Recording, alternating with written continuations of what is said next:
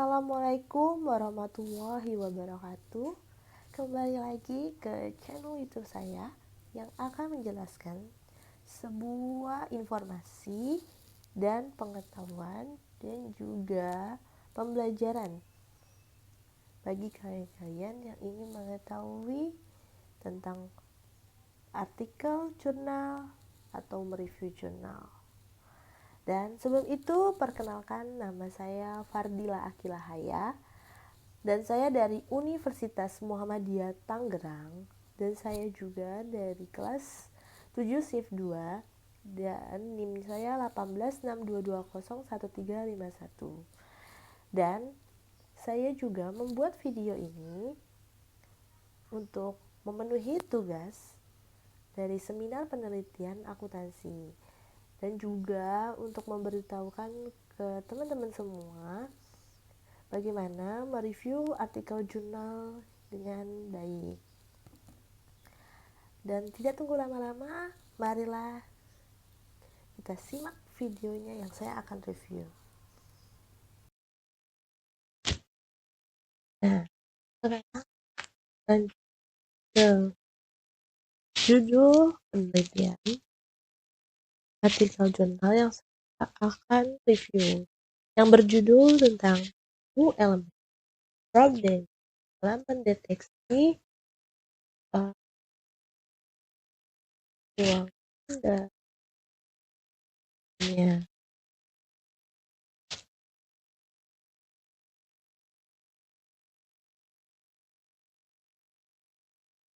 Nah, dalam judul penelitian ini, saya sudah apa yang itu terjadinya penelitian terjadi.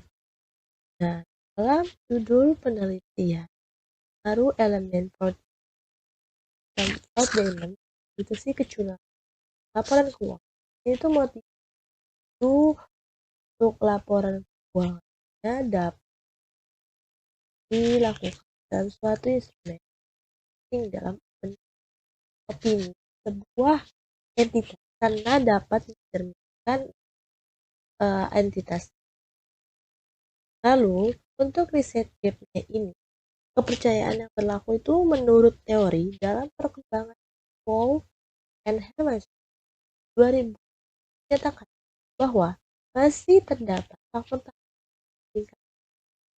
bahwa masih terdapat pencegahan pendidikan fraud, yaitu profitability, sehingga 4 faktor tersebut itu dinamakan fraud diamond.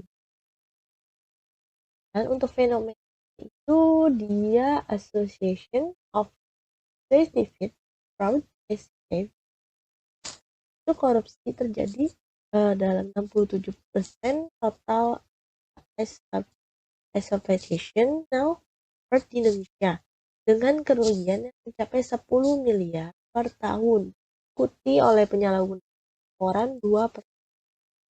Pada bulan Mei 2015 terjadi kecurangan laporan keuangan oleh Toshiba melalui accounting fraud dan senilai $1,2 miliar.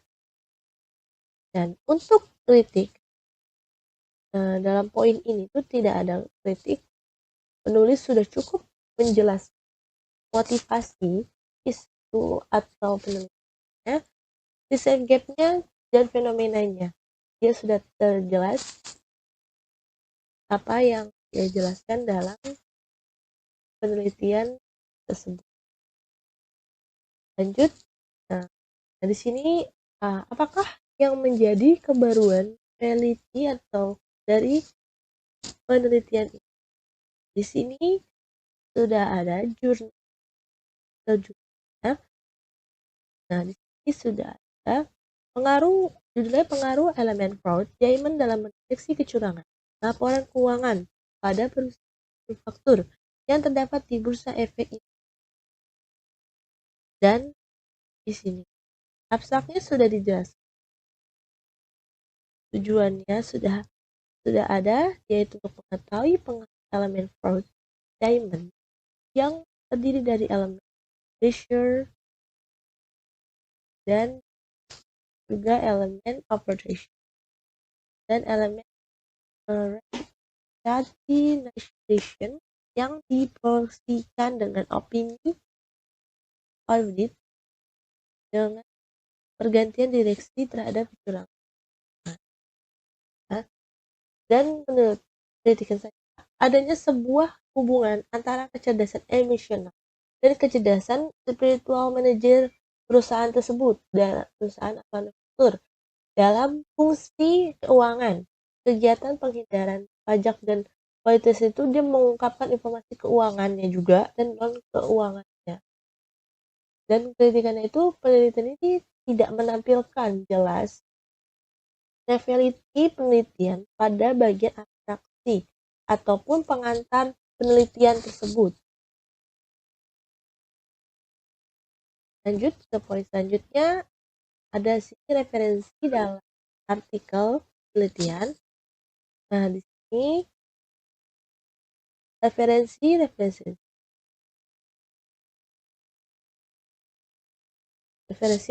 yang sudah ada di artikel jurnal tersebut.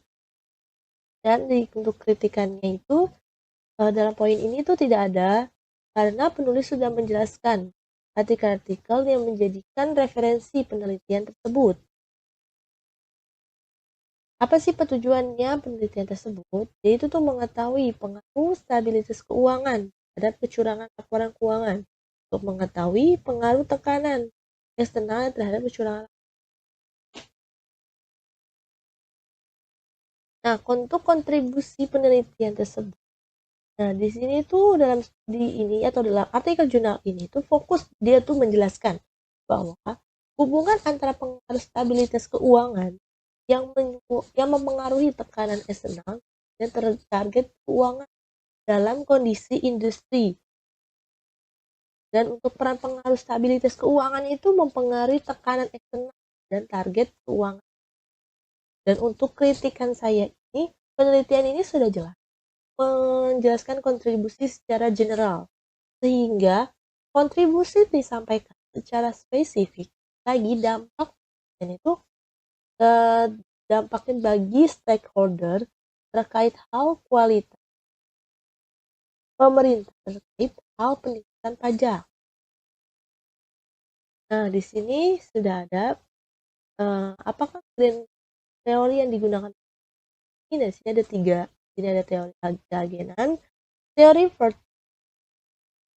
triangle atau dan juga teori dalam ketiga ini saya sudah menyimpulkan bahwa penelitiannya ini itu hanya menjelaskan 2 grand teori yang secara eksplisit.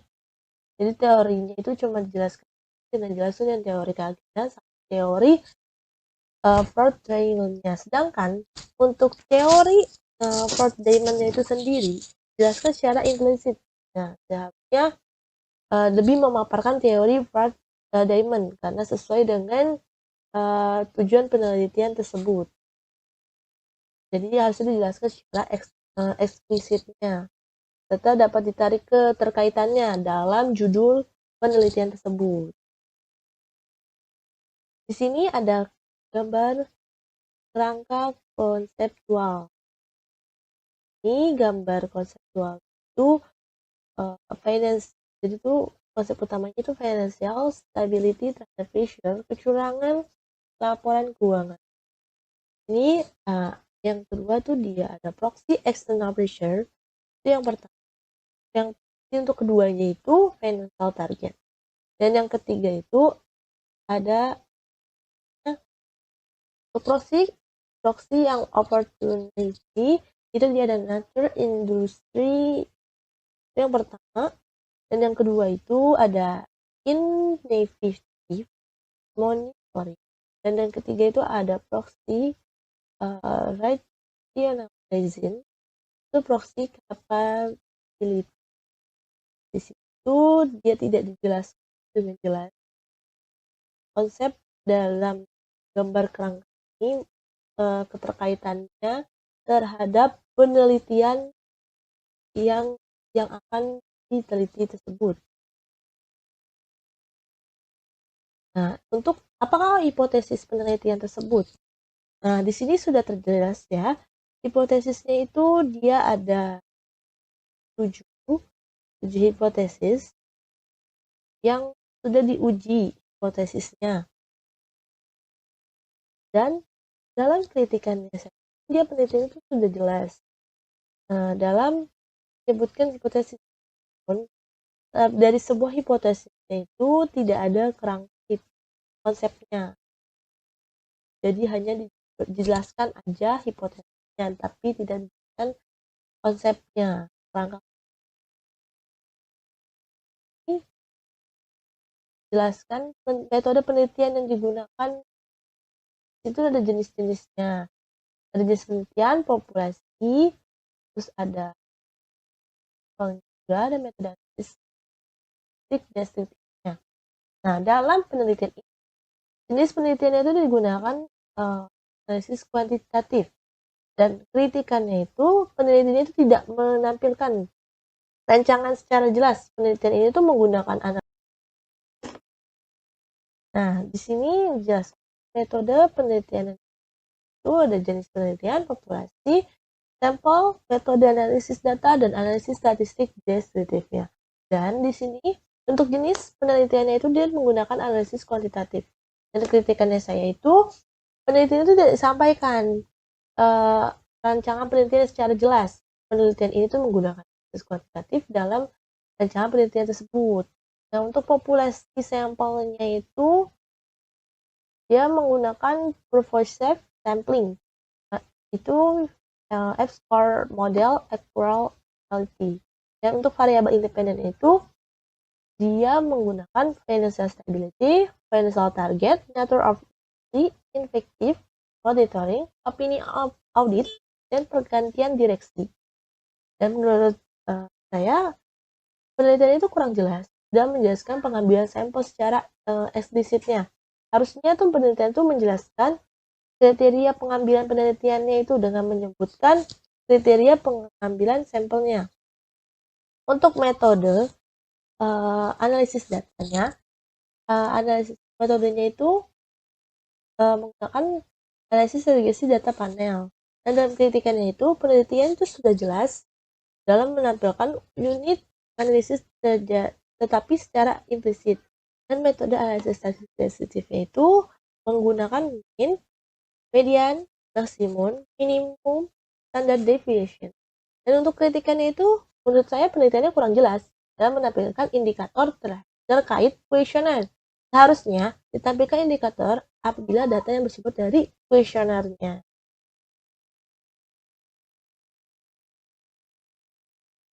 Nah, dalam analisis statistik deskriptifnya ini. Nah, menurut saya dalam analisis ini dia tuh menurut saya kurang menjelaskan konsepnya dalam analisis ini. Datanya tuh tidak dijelaskan dalam data yang akan berpengaruh dalam penelitian tersebut. Nah, ini sudah ada uji perpasangan dua model. Nah, apakah metode penelitian model regresi ini digunakan penelitian? Ini itu udah uji Chow. Nah, uji Chow ini dia itu untuk mengetahui penelitian ini berpengaruh apa tidak. Nah, di situ ada model regresi data panel. Dia itu ada 3, yaitu uji Chow, uji Osborne, dan uji Lagrange metode lainnya. Nah, menurut saya, penelitian ini sudah menampilkan analisis yang sudah dapat dilihat dalam bentuk tabel. Jadi pembaca akan mengetahui pengujian-pengujian mana yang berpengaruh dalam pengujian penelitian tersebut.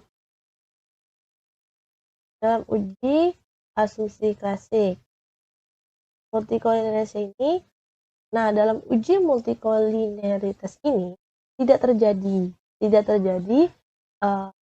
yang namanya variabel independen itu tidak terjadi multikolinialitas karena dia tuh tidak ada kurangnya perhitungan tersebut. Jadi dalam uji multikolonialitas ini misalkan tidak terjadi, nah makanya akan diganti lagi dalam uji yang berikutnya sampai ada yang bisa. Dalam uji heteroskedasitas ini juga dia tidak ada ya, terjadinya heteroskedasitasnya juga. Nah, untuk fixed modelnya ini dia sudah melakukan set modelnya. Nah, fixed model ini dia tuh dalam uji F, uji R, dan uji T ini. Nah, tiga-tiganya berpengaruh. Cuman dalam penelitian ini kurang menjelaskan namanya Ford yang menjelaskan pengaruh yang positifnya. Dan untuk kesimpulannya, dalam ini penelitian itu sudah cukup jelas dengan lengkap terkait penelitian kesimpulan tersebut. Nah, untuk keterbatasan itu, mengenai keterbatasan spesifik dari penelitian ini menggunakan skala self-rating untuk mengukur peran stabilitas keuangan yang mempengaruhi tekanan eksternal. Dan untuk aplikasinya itu, peneliti tidak menjelaskan aplikasi penelitian. Harusnya tuh dia menjelaskan hasil penelitiannya itu sebagai masukan bagi perusahaan dan untuk stakeholder-nya juga terkait dengan fraud Pentagon dalam penelitian potensi financial statement fraud. Nah, sekian untuk mereview artikel jurnal dalam judul pengaruh elemen fraudulent dalam mendeteksi kecurangan laporan keuangan. Dan terima kasih sudah menonton. Mohon maaf bila ada kesalahan. Wabillahi taufiq wal hidayah. Wassalamualaikum warahmatullahi wabarakatuh.